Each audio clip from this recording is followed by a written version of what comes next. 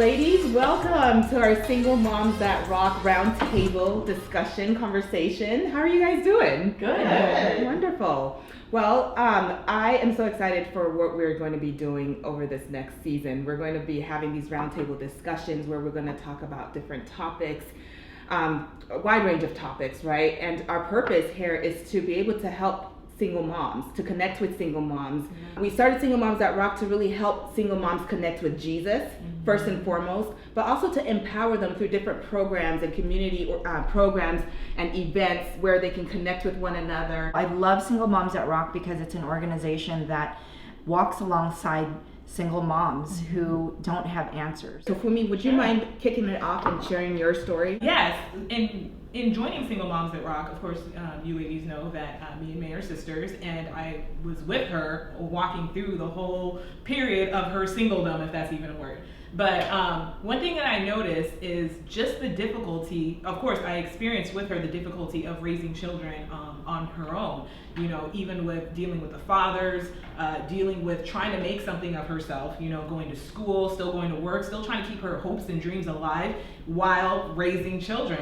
And, you know, I feel like I took part in that. I feel like I experienced it firsthand. And, you know, a lot of the times with a lot of single moms, it's not just the mother that's going through it, but it's whoever she has around her. And hopefully she has a support system, you know, and for, you know, of course we want to be there for the women who don't.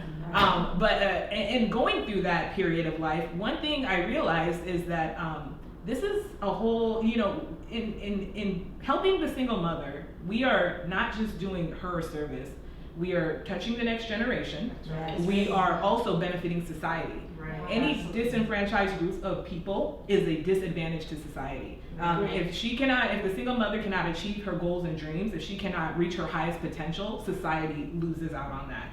Mm-hmm. She cannot, what if she's supposed to be a doctor or the next scientist or the next, whatever God has called her to be? Mm-hmm. If she cannot achieve those goals, we all lose out on it. Right. Not to mention, just a lot of problems will be solved if we help the single mom, if we help her raise her children, if we help her raise a strong family, that's strong children, strong new members of society, strong people to, you know, continue the work of God in society. So when God gave me that revelation, it's like, it's important, you know, we talk about, you know, veterans, we talk about other disenfranchised groups. Single mothers are a disenfranchised group, right? And they need the support, you know, and they need resources. So when May told me about this idea, I'm like, yes, absolutely, this is important. In fact, I would nag her about it every day. This is important. It is more important than what you know, probably, that for us to reach out and make sure that these women are helped, to know that their life is not over because you have children outside of wedlock. So we, in this organization, what we want to do is we want to come alongside them and give them the support they need, give you the support you need to reach that next level, you know, to finish the dreams, you know, to continue to dream and chase after your dreams, and don't let, you know, the birth of a human, which is a wonderful thing, stop you from, you owe it to that child. You owe it to that next generation to achieve your full potential in life. And so that's why this organization is so near and dear to me. That's awesome. Yeah. My story as a single mom is in 2008, I had Brielle, and I remember like it was yesterday, I was standing in St. Joseph's Hospital looking out the window at 21, and I'm like, yeah, so what's next? You know, I didn't know what to do. I was there alone, and I truly had a peace over me that everything was going to be okay, but I didn't know what that looked like. I had no education. I had just quit my job to have the baby, and I'd saved my money, so I was about 3 months free of not having to work, and then I knew I had to go back. So my parents graciously let me kind of stay with them for the support, but again, I just didn't know what I was going to do. And so, you know, 11 years later, I'll talk about the middle in a second, but now, you know, I've gotten my education, I've worked my way up in the corporate world, I've raised what I truly believe to be a very strong, inspirational daughter. She inspires me. She's way better than me, and I think that's the goal that we all reach. But in between that time, it was so hard. There were moments that I didn't have a job to start out, or where was I going to work, or when I decided to go to work, everyone around me put that fear in me, right? Of a single mom. Oh, you're going to be a single mom. You should have never done this, or now look at the position you have yourself in, and who's going to help you, and you know, this is your problem. I didn't have a lot of support. So I remember them telling me this is the first time where really God's done something cool in my life. So anytime someone tells me now I can't do something, I'm like, so that's exactly what I'm going to do. They said, don't move out, it's going to be hard, you'll be back home in months, and I never turned back. Once I moved out, I had never gone home. And I was making, just quite frankly, $13 an hour, $13.68. In that interview, I asked, they said, do you have any questions? And I just said, when do I start? I know there's 2 classes. And the man's like, well, I'll call you, you know? But what I did at that job is we had our time off, we had our vacation time, but I made sure that I always put my job first and made sure that Brielle was good, and then used all my time off and stuff for Brielle. But through that, and being a responsible single mother, knowing that I only had myself and the Lord to rely on, and who He created me to be. And I think it's important for us women to not say, I was this before I had my child. Right. But you can say that if you stick with that woman and who she was. Because I knew I was motivated, I went to school, I worked full time, and I didn't want to lose that person. But I was going to have that woman and a baby on my hip. So I got promoted all the way through up a Fortune 500 company, and I continue to do that throughout my time span. So my daughter always saw a hard-working mother. Yeah, there were still times that I remember going to the grocery store and I had to put groceries back. But in those moments, I would say that I'll never do that again. And I kept a journal of who I wanted to be. And I let people go around me who didn't believe in the next steps that I wanted to take. That's awesome. Because those people, they weren't going to be supportive if they couldn't even be on the phone to hear me say that I got a new car, or I moved on to a new environment, or my daughter's in a private Christian school. And it was just me believing that God could, even I didn't know what He was going to do. And some advice that I would love for all of you single moms that are here and just even that see this one day is to know that it's all about how you get to that next spot. Don't worry and panic, but pray over every single moment, and know that He's going to meet you. At 21, at the St. Joseph's Hospital, I would have never thought I'd be sitting here today with the income that I have, with all of you, with the job that I have, with a daughter that is beyond anything I could have ever raised by myself. And I think that you have to know that God allowed this to happen also. So maybe you are a single mom in this situation, and it wasn't because it's never a consequence, and I really want women to know that. That's awesome. And the devil's a lie. So those people that are around you that tell you these are your consequences, no, God is not here to punish you. And He maybe wanted your child to be here because that child has a purpose and that child has something to do. And so for me, my journey has really just been about, okay, God, you are there, and I hear you, and I have to honor Him first and foremost, because if I am not connected with the Lord, I'm going to freak out on my daughter. And I'm going to lose it. I'm going to, not feel confident in the work that I'm able to do. I'm not going to feel confident in myself. And that's been some dark moments too, where it's super hard. But when I look back, and I've managed a lot of single moms in my career as being a corporate leader, and one of the things I always say is, when you're at work, focus and be there, because that's your time to shine. That's your time to be present. That's your time to be you. That's your time to be that woman that you were before you became a mother. And I took note of that at a quick age, and I never let a schedule that a job gave me or a job that I wanted get in the way of me taking that job. I always knew that I will figure out that job, and with more money, everyone, honestly, you have more resources to have a better daycare, or to have a nanny, or to pay the girl at the church who's you know what I mean? Because a lot of the time you're like, I can't take this risk, because if I do, what about your kids? And like, that all is tangible. It's all connected. And so just go for those dreams. Don't ignore opportunities. And thank goodness I had never ignored opportunities. Because if I had, I don't have no idea where I would be. And the Lord knew that Brielle's father wasn't going to provide in the way that he should. He knew that. I didn't know. I had expectations. Hence why I was let down. Like a lot of you probably were let down. Absolutely. But then you have to say, well, wait a second. You have to get out of your own way. And that's what I have had to do a lot of the time, and say, why am I even mad at that? Because I have enough. I have more than enough. So God really takes you out of their business if you want to be out of their business. That's awesome. And that's where I just learned, I'm like, you love them where they are, you respect them where they're at, and then you just appreciate what God has given you, because He knew God's never going to bring you a man to replace Him. I must say, this has been the most difficult journey, in general. But I've learned a lot, and I'm very grateful for it, and I definitely have built my relationship with God from this whole thing. So just to give a little bit of a backstory, pretty much, is that 2 years prior to becoming a single mom, I was in a toxic relationship. I was in a 5-year relationship, and I left that relationship just broken, broken faith, broken finances, broken hope, just like everything was just broke, and, I left there, just hopeless, like, where do I go from here? Because I basically had nothing, pretty much. And so, me just going on my own and just like looking and seeking out God, that definitely just helped me. So I went through a journey of him just, taking me under his wing and just helping me through it. And, I went through a stage of just healing and self-discovery. And then I got to a place where I'm just like, okay, finally, like, I'm starting to build hope back, the dreams and, visions, everything. It's just like, I'm going to be okay. So, through this journey, I hate to say this, but I'm going to be transparent. Pretty much. Please. So pretty much through this journey, with God and learning with God, because I was a baby Christian. Right. I didn't get saved until my early 20s. So basically, like, I studied the word and everything. So I just took everything so literally. And I became very self-righteous.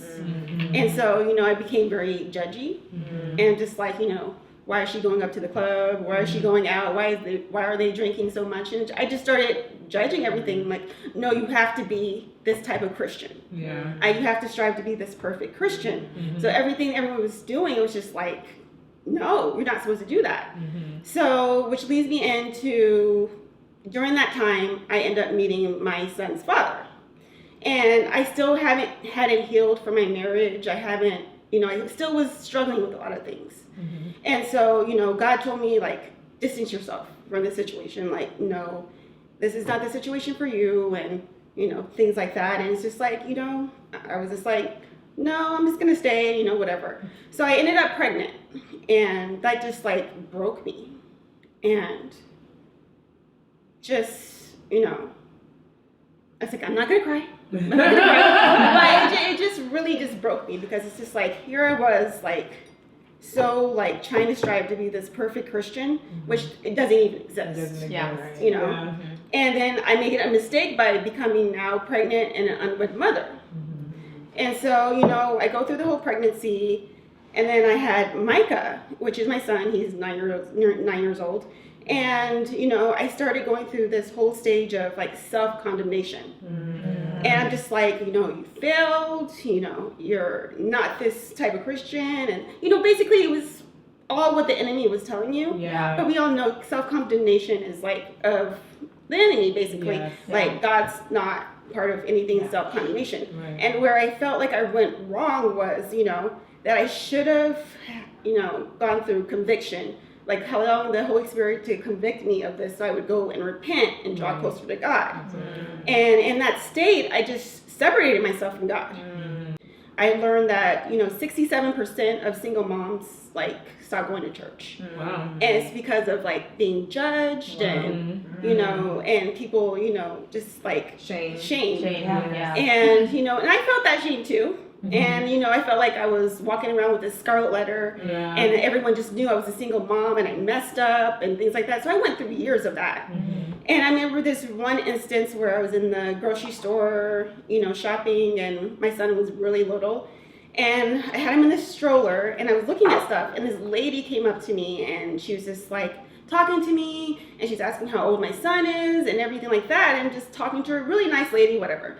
So then at the end of it, she ends up giving me this pamphlet.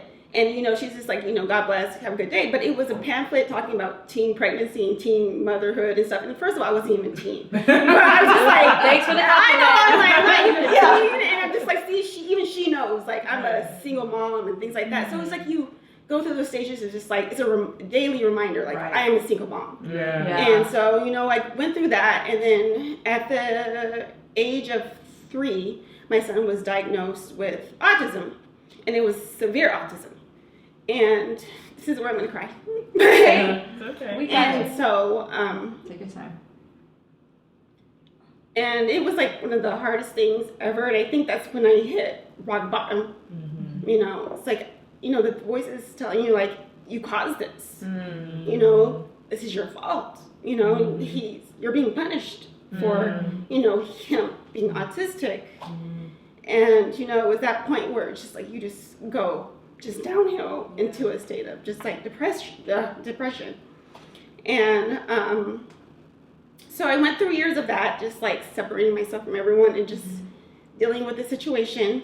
And you know, it was a struggle. Like I needed God, but I was still too afraid to ask, you know, for him to come like around, because he's always been there. But it's just like, no, like, you know, I don't deserve you. It's like I was punishing myself, like, you know. So I went through years of that, and you know, it got to the point where it's just like I can't do this anymore. You're like, I'm not even living. I'm just here. So I went through Christian counseling for, you know, like a year or so, and you know, they helped me through a lot of things. And then, you know, they got to a point where they're just like, you know, I don't think you need it anymore. And I'm just like, well, who else am I going to talk to, like, about my problems? Like, I know, like, what am I going to do now? And I remember at that point when, you know, I was praying about things, they're like, do you need, maybe someone around you can mentor you or help you out? And I'm just like, well, there's this girl, but I think she's busy and I don't think she's going to help me. And I'm just like, whatever. So I'm like, I'm not going to ask because I'm not that type of person. So then a few days later, actually, May called me. And she was just like, you know, God's put in my heart to call you. And it's just like, you know, would you like me to mentor you and stuff like that? And I think that was my first, you know, interaction with just being a single moms group, pretty much. Because she would meet with me like every like week or so, and you know, just help mentor me and get me through like what I was going through, pretty much. And I thought that was just amazing. Here it's like May just basically gone through her situation, she's fine, and you know, I wanted to be like that. I'm like, I want to get through this situation.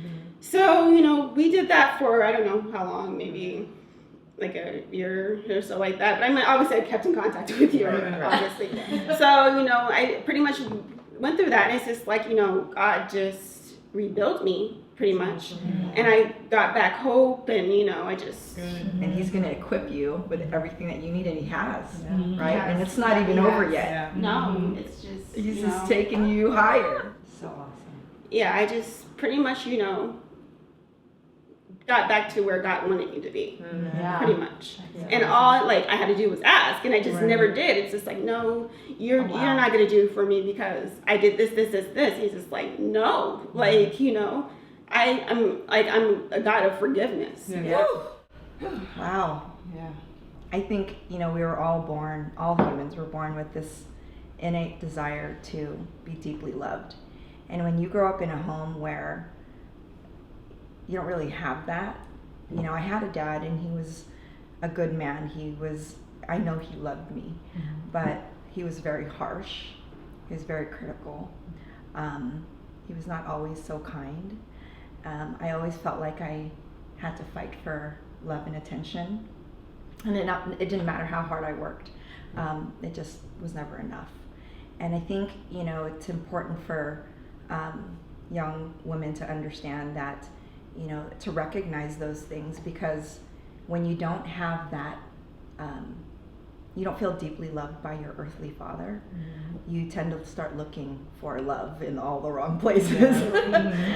You know, a lot of insecurities, lots of, and not just wanting to be loved, right? And you tend to look for guys that kind of carry the same characteristics as your dad, right? Because that's really all you know.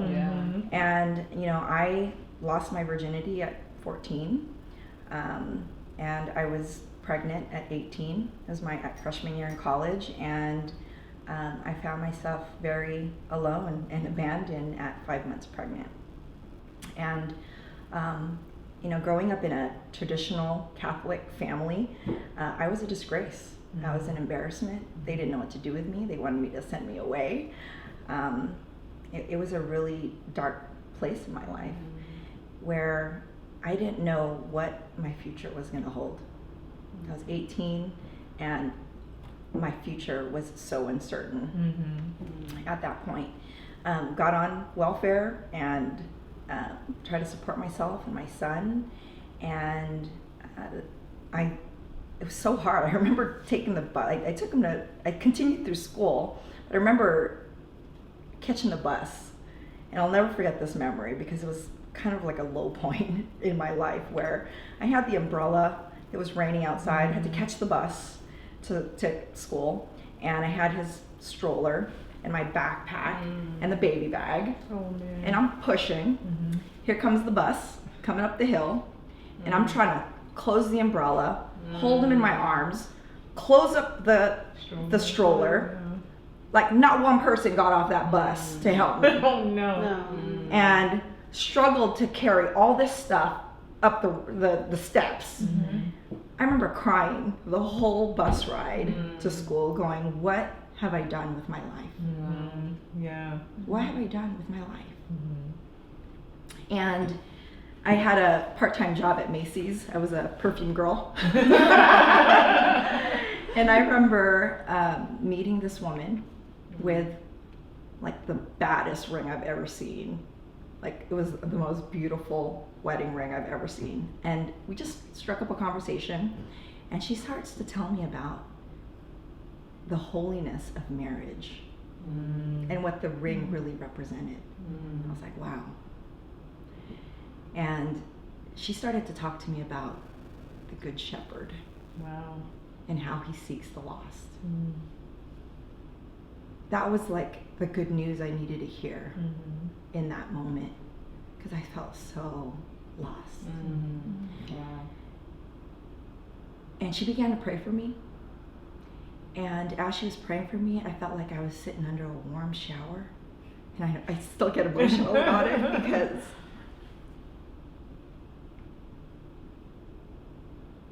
that day in the middle of a Macy's department store, he washed me That's of awesome. all my sins. He washed away the dirtiness, the guilt, the shame. I was new. That's awesome.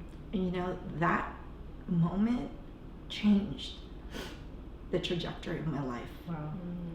I was changed. I was touched supernaturally.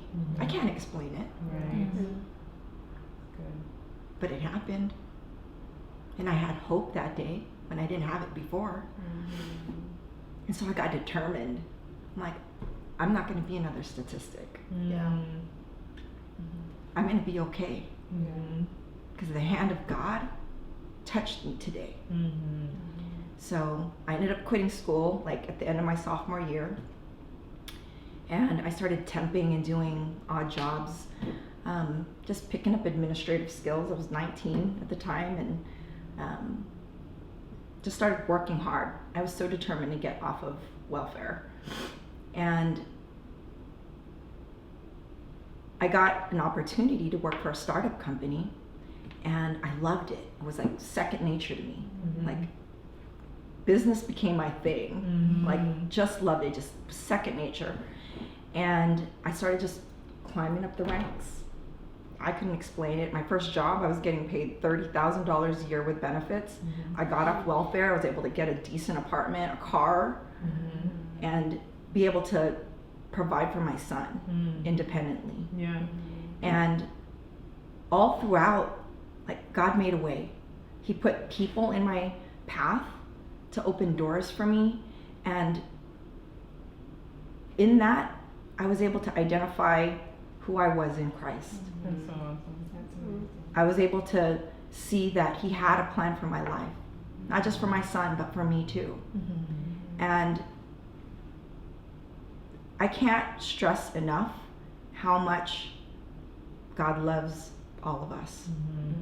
That we could be in our darkest place and we think that he might not see us because there's billions of people in the world. But when something like that happens to you, you can't be the same. That's right. You can't be the same. Good. And as a single mom, that was like the toughest job I ever had. Ever had. You know, later on, you know, I remember being Miss Independent. I didn't need a man. I was fine just by myself. Right? Because being in a relationship was just opening the door for potential hurts, Yeah. right? Mhm. So I was good. Mm-hmm. I was good in my little bubble, taking care of my son. But one day he said, as I was driving home from work, he's like, I'm going to send you somebody. And I'm like, I don't want anybody. I don't want anybody. And, a few weeks later, I met my husband, and we were inseparable. I'm an immigrant from Nigeria, so I'm a Nigerian American.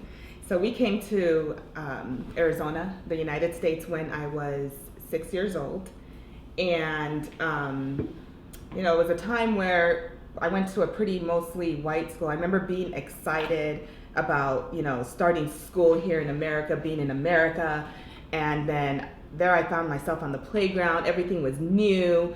And I remember seeing, some girls, their hair was different, and I wanted to touch their hair and, touch the barrette. How did the barrette stay in their hair like that, Because my hair was very different. I looked very different, and my mom did my hair in interesting styles where, it was very different.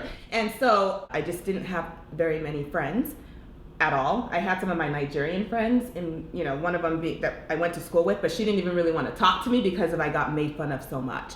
And I was such a sensitive child that whenever I would get made fun of, I would cry, and so that would make things even worse. Then I became the school crybaby, So then what I would do is I would, as soon as the recess bell rang, I would run all the way back to the field where the fence was, and I would just kind of hang out back there. And then sometimes there were other little outcast kids that would hang out back there, and I would talk to. But I remember, but that's what it was. We were the little outcast kids. The outcast. The original outcast. The okay. And so, I just, I grew up with that, from first grade until about sixth grade. That was my story. High school, I really found myself wanting a boyfriend. Here I was in high school, and I wanted a boyfriend. And I think I met my daughter's father when I was 14. He was my whole world. Next thing you know, we were doing things. I got pregnant. And so I found myself pregnant at 15. And this is very, sad for an immigrant family. We came from Nigeria to America to be successful. You don't come as an immigrant family to the United States of America and get pregnant as a teenager. You come and you go to school and you study to be a doctor or an accountant or something like that. That is what Nigerians become. And definitely within our Nigerian community, with them finding out I was pregnant, I became a shame and a disgrace to my family. And so I had already dealt with shame my entire life on the playground, and here I was pregnant at 15 with more heaping shame on me. I became a major disgrace to my family. My family was outcasted, and they were ostracized. And my parents were very deeply disappointed in me. And so they had to try to figure out what to do with me. So what they ended up doing is putting me in a Christian home for teenage girls that were pregnant. And they were hoping that I would give up my daughter for adoption, and then I would come back and everything would be back to normal. I would go back to school, see nothing happened, But, when I was in that home, thank God it was a Christian home. They do help you place your baby for adoption, but if you wanted to keep your baby, they were the first ones to tell me. I thought I was going to give my baby up for adoption. I thought, I knew nothing else, but they were the first ones to tell me that this is your decision. You're the only one who can make that decision. And I knew in my heart of hearts that I wanted my baby. And so I kept my baby. And I saw then that God was a God of relationship. I used to think that God was this God that would be so angry. He was very angry at me for getting pregnant. He was very angry at me for being where I was at, But when I was in this home, I began to see that he's a God of relationship, and that he loves me, and that he loves my heart, and he wants relationship. I didn't know what that meant. I didn't even know that was a thing, that you could have a relationship with Jesus. And so I began to understand that, and I really did fall in love with Jesus during that season while I was there. It was really beautiful, and I gave my life there. I even got baptized there, and in this home they taught you the skills, the life skills to raise your child if you were going to keep your child, and it was hard. After I left the home and went back home, I kind of went back to my old ways of doing things because there was still a void in me. Things were not all the way healed, and so I was hoping to be back in that relationship with my daughter's father. And once I got pregnant, he totally bounced. Like he was out the picture. Like he was the first one to go to college, so he went to college, and he was not going to let anything stop that. And so here I was, trying to finish high school, and my parents and my family, surrounded me and were helping me. But I then, found myself pregnant again. So, here I was 17, pregnant again. And I knew that this was not going to pan out the way the first situation did, where my parents were going to accept me again. And I knew that I didn't know what to do. I ended up having an abortion with that child. And it was a later abortion too. And so it was one of the most tragic things that I had ever done in my life. And that began to then chip away at my, it just does something to you. You begin to see yourself differently when you do something like that, right?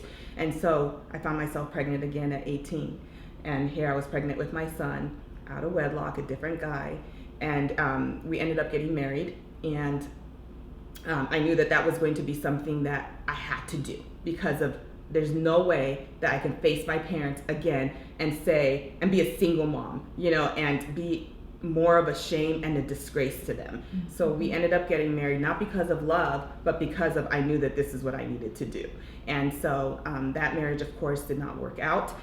So a few years later, maybe about 4 years later, we ended up separating, and I had my third child by that time. And so she wasn't even a year yet when we separated. And so from that point forward, here I was, a single mom again, and I was finishing up college, and I was at ASU, and I remember just thinking, okay, God, here we are, and I want to follow after you. And I got back in touch with Doreen at Jesus Cares Ministries, and I began, attending different things that they were doing, and I was back in love with Jesus, And then, I went to a nightclub one night. It happens like that sometimes. And I met this dude, and it all went downhill from there. It was like Satan just knew the right time, Triggers. to come in, Triggers, right, yeah. and to just ruin one's life. So here I was, and I mean, it was so crazy how the situation happened. But I met this guy, and I was not even really trying to, but we ended up getting into this relationship. There's so many things happened in this relationship I can't even go into, including, a couple more abortions, which is crazy, and how the devil used each situation, each abortion, to chip away more at, the core of who I was as a woman, as a person, and so I found myself just I hated myself. One day when my youngest daughter walked in, I heard a voice saying that, even they would be better off without you. My children were the ones that had been keeping me going up to that point. My children were the ones who kept me alive. Even when I wanted to give up, they were the ones who kept me going. But when I heard that voice, even they would be better off without you, and I came into agreement with that voice, and I was done with life. I said, yeah, they don't need a mother like this who is depressed and in bed all day. They would be better off without me. And so I came up with the plan to pretty much end my life. I had pills I was going to take, and I had the day, and I had the time, and it was going to be when my kids went to their father's house, and so that way they didn't have to be there, of course. And so I went to go take a nap, and I had this dream. And this dream was this big white Bible, like one of those big white family Bibles, and it was like floating in the air, and it was a Bible chapter, and it was speaking to me. It was like speaking, I can see like the words just like it's weird to describe, but the words are like jumping out, but I was hearing it audibly. And when I woke up, I couldn't shake this dream. And I was like, it's just a dream, you know, there's not going to be anything in that Bible verse. And I hadn't even read my Bible in years, you know, or ever really. Like when we were growing up, my dad would make us memorize certain verses, but I never really read my Bible. So where am I going to find a Bible at, you know, at this point? But I did remember that my dad had given me and my sister and my brother one of those big white family Bibles, you know, the ones with the pictures in them. But I didn't know where I put it, and so I started searching for it, and I wanted to just go lay back down because I'm like, there's nothing in there. But I ended up finding it, and I opened it up to that chapter, and my life has never been the same. Only God could have brought the man that I have to me, you know, and this journey, and him accepted me. My husband had never been married before. He doesn't have any children. He's able to really be that earthly representation of who God is. So that is my story, you know, as a single mom. You know, God just really met me, and he did amazing things. He put vision inside of me. I think that's like the biggest thing, and he put purpose and hope, you know. And when we walk with God and we trust him, when we surrender our life to him, you know, he will take you on a journey that will blow your mind. We hope that you've enjoyed getting to know us today. Please do follow us on our socials, and don't forget to subscribe to our channel. Because we want to get to know you. We want to hear from you. We want to know what you're going through.